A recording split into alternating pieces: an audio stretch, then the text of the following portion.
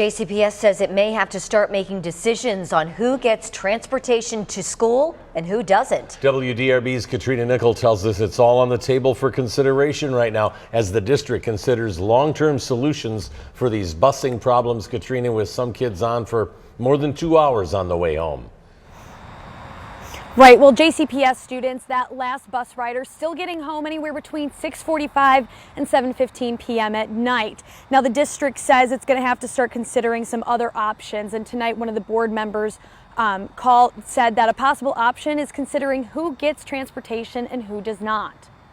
How would you feel if you only got to see your father and best friend for less than 2 hours every day? By the time this Eastern High School student sees her father, a JCPS bus driver, she says there's barely enough time to even catch up. Now my father must work 11.5 hours a day. In a tearful plea in front of the JCPS board, she begged the district to find solutions. The subject also triggering this tense exchange between a board member and Superintendent Marty Polio. I've talked to at least one building administrator who still hasn't been able to tuck their own kid in at night because they're at school so late. That's not possible.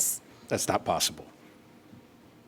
That's So that's what I will we're have hearing. it. We'll talk Okay. offline. I track every single child when they are out of the school, when they are done, when the buses leave the school. We track everything. So I'm not saying it's not a burden on staff, but that's not the case. Polio said as of lately, the last bus rider arrives home between 6:45 and 7:15. And at the end of the week, principals will no longer have to wait at school for the last student to get home. We have that data and it's very clear. So I don't want to just work on anecdotal. While the question of what to do right now still remains, the district is also considering what changes to make in the future, including cutting back who is eligible to receive transportation, as the current system buses over 60,000 kids and takes hundreds of man-hours to try and make efficient. Yes, I don't think it is sustainable long term. You know, we have gotten to the point where it's more efficient than it was, but it's still a struggle. And the district did bring up again tonight that they are looking for an outside company to perform an external audit to look into its busing problems and what went wrong that first day of school when the last kid didn't get home until almost 10 p.m.